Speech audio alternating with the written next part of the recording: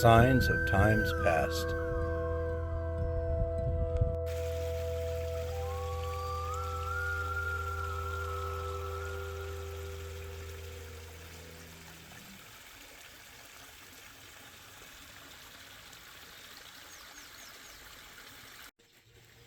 Not every time I go out to make a video am I successful.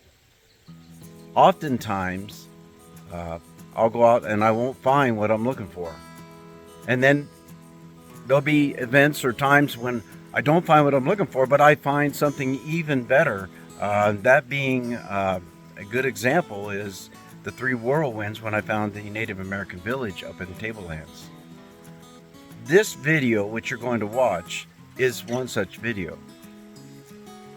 I went out for 3 consecutive years. It took me the 3rd year in order to find what I was looking for. I was looking for these petroglyphs that were on the edge of the Anza Borrego State Park. They are the only known petroglyphs that are within the borders of the park. Everything else is petroglyphs, the paintings. Petroglyphs are the rock carvings. Now in this video, when I had gone out previously, I missed the spot by miles. And the next time I went out, I missed it again. This time, I found them. But they weren't where I remembered them being, because I had been there years and years before. In fact, they were at the very far end of where I was looking for. The last place for me to check is where they ended up being. But in the process, I came across something that was quite fascinating, actually.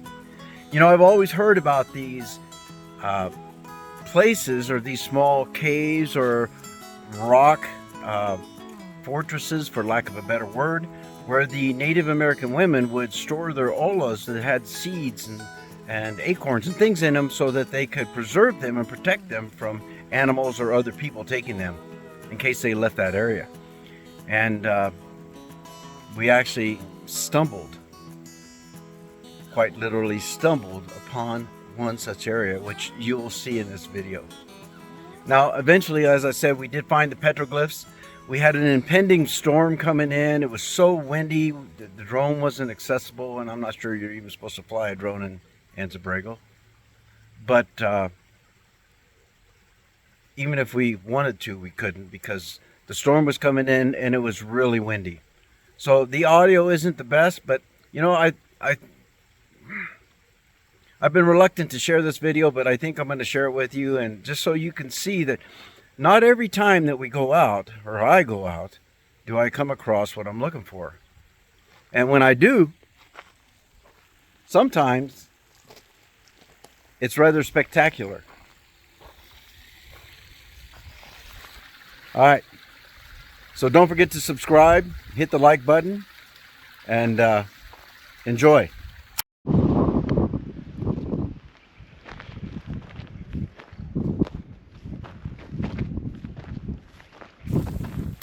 Here's a piece of broken pottery. Look how it's focused here. Look how it is smooth on one side. Well, it's actually smooth on both. This would be the outside. It's lined with something darker on the inside.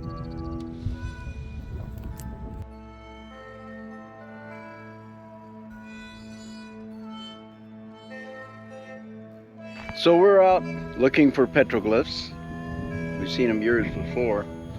Trying to find them again. This is actually my step. Trying to find them. I marked them with the GPS, but the GPS got lost on a horse packing trip in the Sierras. So we're trying to find these petroglyphs, and we came across these pottery shards that led us to here. And it looks like at one time, got too much exposure there, but it looks at one time there was a wall here, and probably a little small cave that the women hid their olas, their pottery, with grain in. And I found some pieces up in there scattered around. It looks like it collapsed at one time, and wash down, these pieces wash down to here and out into there. But it's very unstable up there, and looking through, and obviously I didn't bring a flashlight, looking through I couldn't see anything or even some pottery shards up in there, even though I found some exposed. So it could be there, or it could be anywhere up there where they hit them.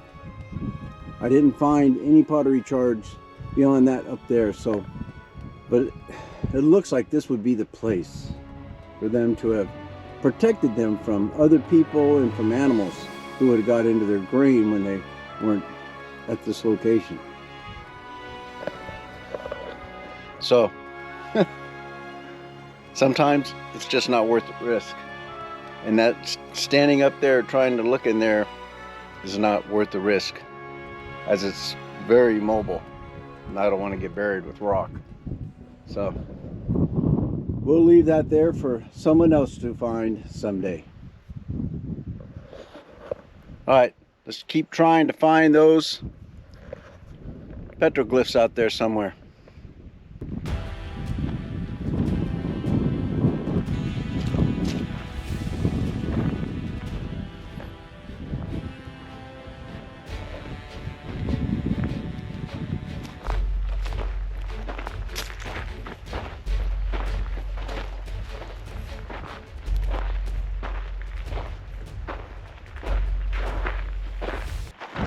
Right here, and hopefully I can get this for you, is a circle. There you go. And it's old. And it's a series of circles. There's 1, 2, 3 in there. So maybe we're on the right path after all. This is the fun of doing this, the exploration.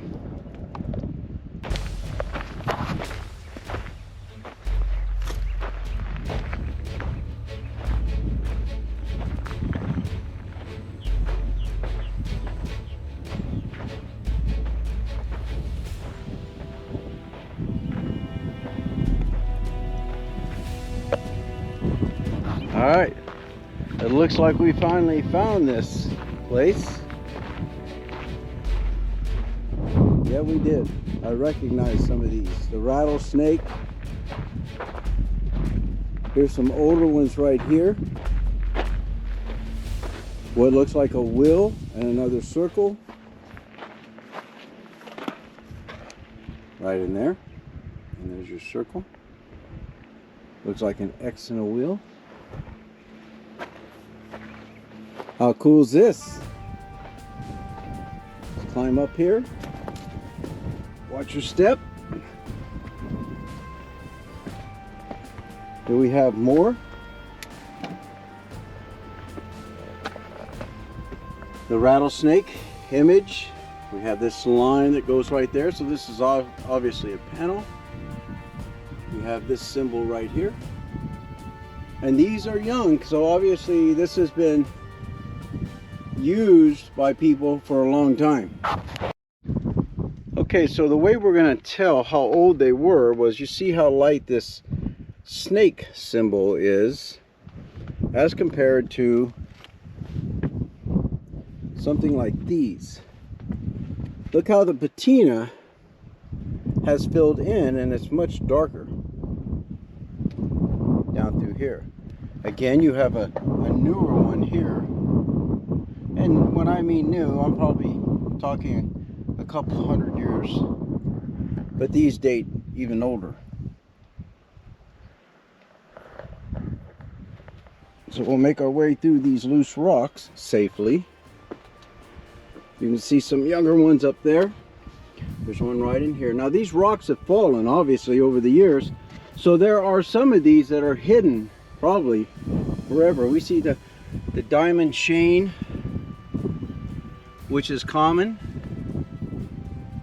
This symbol here is pretty common. More of the diamond chain clusters and what looks like the sun. So this would be considered a panel, and it would be more than likely telling a story or describing an event. So you would ask, how did they make these things? Well, they used rocks. It'd be something like this. Something they could get their hands around, and they would tap it to make their circles. They didn't scratch, that's a modern day thing.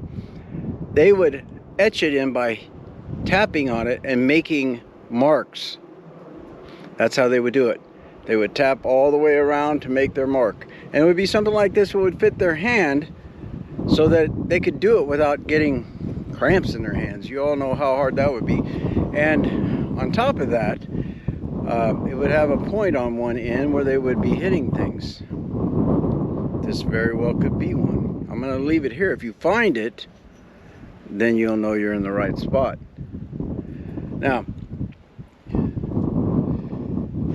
Now as we descend, whoa, shaky rock,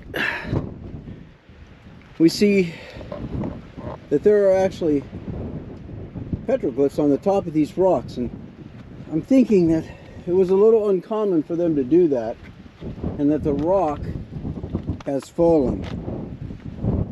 There's the panel I told you about, and there's some of the other ones. There's also another rattlesnake there, but look at this one. On this panel, we have what looks like a horse, and if that's the case, then that would date this around the time Anza came through here. Earlier, later, even later. Here you have a cross, which would indicate that that one also was at a time that Anza came through here.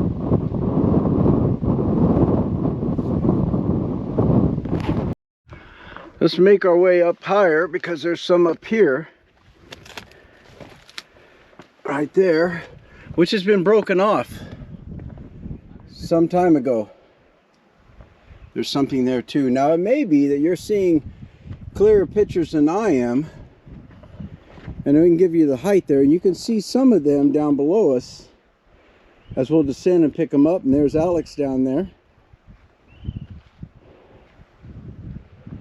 That way, around that hill, is where they camped.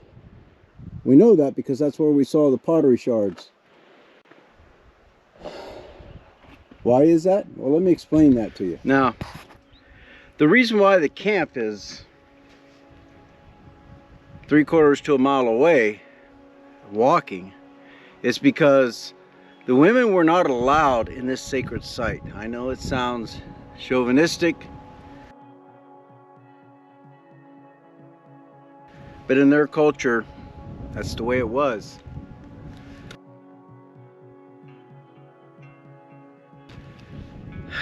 We have a storm coming in, so we're trying to get this all wrapped up and get out of here before it gets too bad. But as I was saying, it wasn't just women. Children were not allowed here. And only even men who were not allowed here unless they were in that class, of the shaman's class, who was usually the most important person, and a lot of times the chief of the area or chief of that tribe.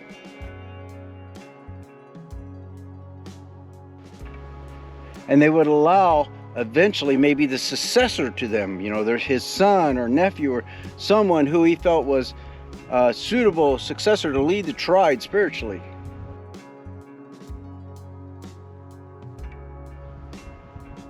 When I say tribe, we're not talking thousands. We're taking small family groups that have got together and formed a community. But this is sacred ground here. This is where they would come and seek vision quests for knowledge about themselves and their people and the future of their people. Little did they know they were going to encounter the Europeans and settlers, ranchers, pioneers. And I am sure they did not ever hear about manifest destiny. At least not before. Now on this land, these are all just memories and history. Here we have the center of this community's spiritual welfare. And on these rocks are written the things that they have seen. So how does this set apart from some other ritualistic areas like initiation into manhood or womanhood? Well, we don't find any cupels here. We don't find any paintings here. Matter of fact, this is the only spot in the entire Anza Borrego region that has petroglyphs. And it was obviously by the Cahuilla Indians, at least of that tribe, because of its location.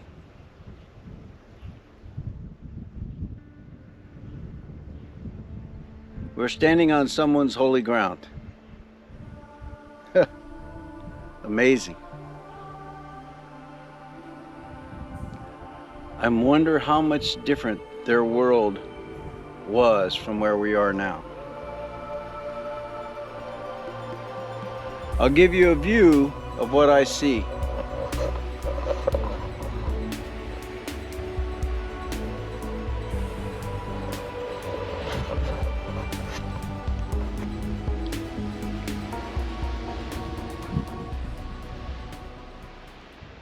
How cool is that? Okay, if you like this sort of thing, hit that like button. And if you want to see more of this content, hit the subscribe button.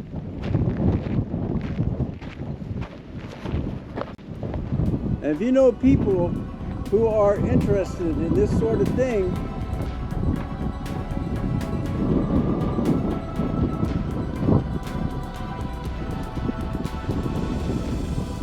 share it with them.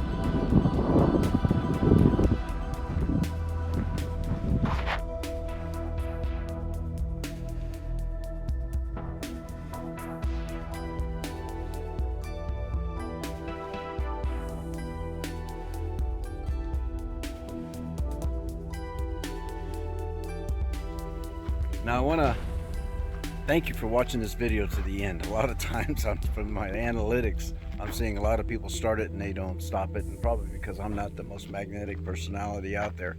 However, I will say this, that I tend to watch videos to the end simply because I have this built-in thing to finish what I started. I don't know why it is, but that's just the way I am. So I do appreciate you watching it. Don't forget to subscribe and hit the like button, and I'll see you on the next great adventure.